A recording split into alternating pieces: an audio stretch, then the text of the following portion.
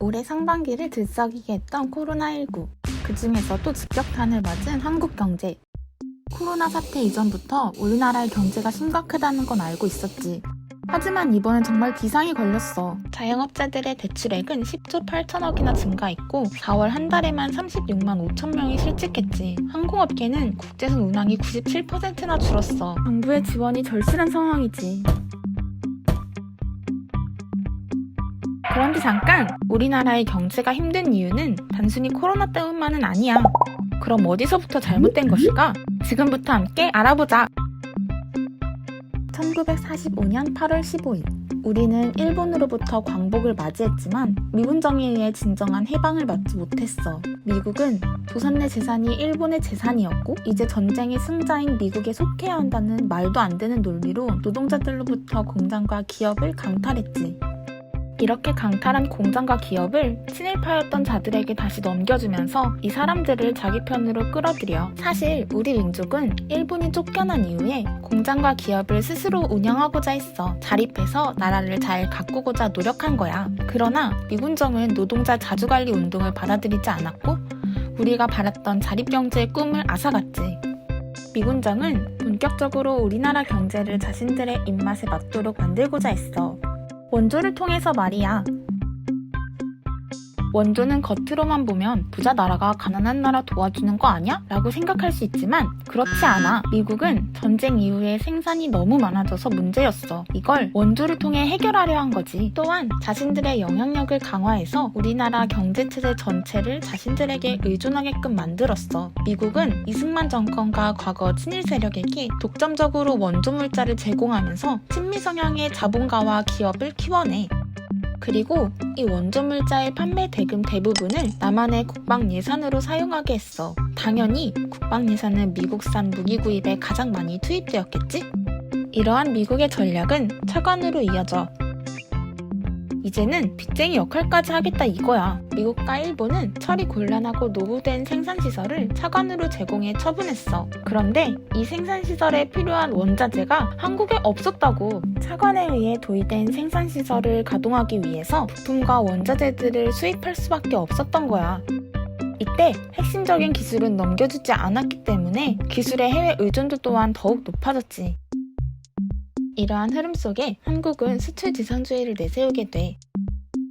차관의 원금과 이자를 상환할 때도 부품과 원자재를 수입할 때도 달러가 필요했거든. 4달러! 결국 달러를 벌기 위해 수출을 해야만 하는 구조가 되어버린 거야. 수출의 주요 대장국이었던 미국과 일본에 한국의 수출 상품을 팔기 위해 낮은 가격을 책정했을 뿐만 아니라 미국, 일본 기업들의 하청을 받게 되었어. 그런데 이러한 하청 생산을 하는데 필요한 원자재, 부품 역시 수입에 의존했지. 그래서 한국 경제는 계속해서 엄청난 무역 적자를 기록해. 그 피해는 고스란히 노동자들이 떠안아. 제조 원가를 줄이는 방법은 노동자의 임금을 낮추는 것밖에 없었거든. 결국 노동자들은 왜곡된 경제구조 속에서 살인적인 기아 임금에 허덕이게 되지. 한국 경제의 본격적인 위기는 IMF 관리체제 이후에 시작됐어. 1992년 집권한 김영삼 정권은 세계화를 추진하며 OECD에 가입하려고 해. 가입을 위해 각종 규제들을 철폐하고 그 중에서도 한국의 금융시장을 외국인에게 개방하지. 하지만 무리한 경제 개방은 한국 금융시장에 빚더미를 쌓아 올려.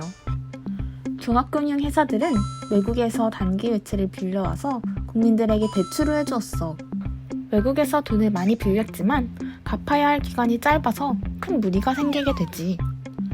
이렇게 단기 외채 급증으로 한국 금융시장은 작은 충격에도 쉽게 영향을 받게 되었어. 또한 기업들은 덩치를 키우기 위해 빚에 지나치게 의존했어. IMF 때 도산한 산미그룹은 부채가 무려 3,380%였어. 높은 부채 비율이 위기를 키웠던 거지. 정부는 갚아야 하는 돈이 부족해지자 IMF에 구제금융을 신청했어. 근데 그거 알아? 우리나라가 IMF에 돈을 빌리게 됐던 상황이 모두 미국의 계획이었던 거야. 미국은 다른 나라 금융자본을 쉽게 투입하기 위해 IMF를 이용해. IMF는 부도위기 국가에 돈을 빌려주는 대신 조건을 달아. 그중 한 가지가 바로 금융시장 개방인 거지. 또한 노동 유연화를 요구하며 신자유주의 체제로의 탈바꿈을 강요해. 결국 한국의 금융시장이 외국인에게 전면으로 개방되었고 그에 따른 경제 위축은 점차 심각해졌어. 원조와 차관, 수출 지상주의로 인해 상처를 입었던 한국 사회는 IMF로 인해 더 큰 상처를 입었어. 잘 알고 있다시피 한국은 OECD 국가 중 자살률 1위 국가야.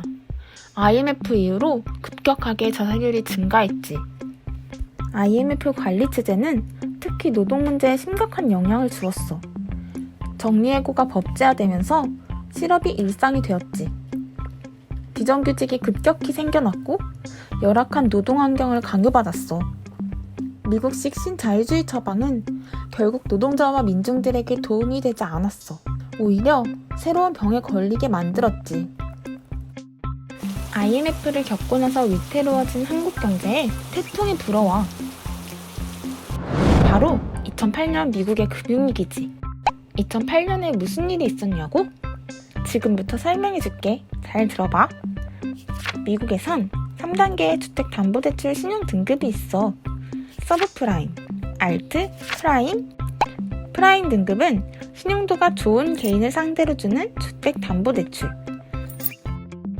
서브프라임은 신용도가 일정 기준 이하인 저소득층을 상대로 한 주택담보대출을 말해.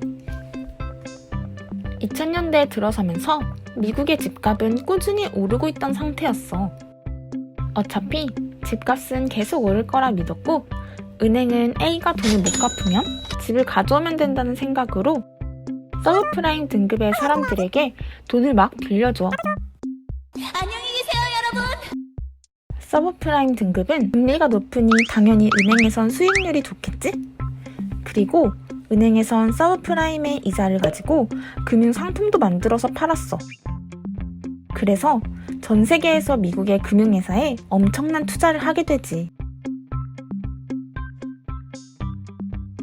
그러나 언제나 오를 것 같았던 미국의 집값이 하락세를 거치면서 미국의 금리도 인상이 되자 이자 부담이 커진 서브프라임은 원리금을 제때 갚지 못하는 사태가 발생해.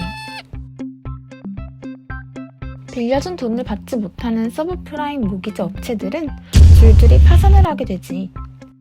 뿐만 아니라 이 업체에 투자했던 전 세계의 금융자본도 연달아 타격을 입게 돼. 이렇게 시작된 미국의 경제 위기는 전 세계에 심각한 위기를 초래했어. 2008년 초부터 10월까지 한국 주식시장에서 외국인들이 팔고 나간 주식은 무려 41조 8천억 원에 달해. 주가는 반토막 났고 수출은 감소하고 실업률과 비정규직의 수도 증가했어. 2008년 금융위기 이후 미국은 공황을 막아보려 했지만 위기의 탈출구는 보이지 않고 있지. 한국 경제는 해방 이후 줄곧 미국에 의존해왔기에 미국의 경제위기 당시 우리나라도 경제위기가 찾아왔었지. 08년도 금융위기는 미국의 의존에 유지되어 온 한국 경제가 순식간에 극심한 위기로 치달을 수 있다는 것을 확인시켜줬어. 그렇다면 지금의 모습은 어떨까? 최근 한국은행이 발표한 2019년 4분기 가계부채는 1,600조가 넘어. 비정규직은 전체 노동자 중 36.4%, 정규직과 비정규직의 임금 차이는 140만 원이지. 청년 실업률은 10%대, 체감 실업률은 25%가 넘어. 반면 우리나라 10대 재벌들은 800조에 달하는 사내 유보금을 쌓아놓고 있어. 작년 한 해 삼성 이건희 회장은 주식 배당금만 4천억을 받았대. 어마어마하지 않니? 부동산 가격은 끊임없이 올라가고 사회 양극화는 점점 심해지고 있지. 시중은행과 대기업들의 50% 이상은 외국 자본이 차지하고 수출입 비중은 70%에 육박하고 있어. 해외 의존도가 심각하다는 말이지. 이런 상황에서 코로나 사태가 일어나니 타격이 클 수밖에. 이제는 조금 이해가 되니? 지금의 한국 경제의 모습은 단순히 하루아침에 만들어진 것이 아니란 걸 말이야. 그럼 한국 경제의 미래는 답이 없는 거냐고? 기반이 튼튼하지 못한 구조는 흔들리기 마련이야. 그러니 처음부터 다시 잘 쌓아봐야 하지 않겠어? 물론 그 과정이 쉽지만은 않을 거야. 그동안의 교훈을 바탕으로 걸을 건 거르고 챙길 건 꼭 챙겨야겠지? 그렇게 된다면 우리 경제도 밝은 미래를 기대할 수 있지 않을까?